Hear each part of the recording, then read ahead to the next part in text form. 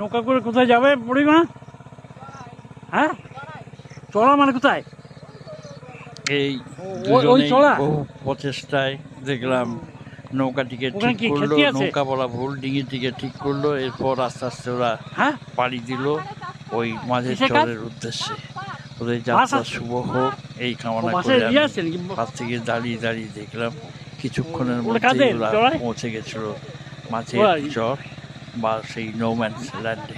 হ্যাঁ, এ এক অপরূপ ও আপনার কাজ করে। নৈসর্গিক দৃশ্য যা দেখে আমার প্রাণ ভরে গেল।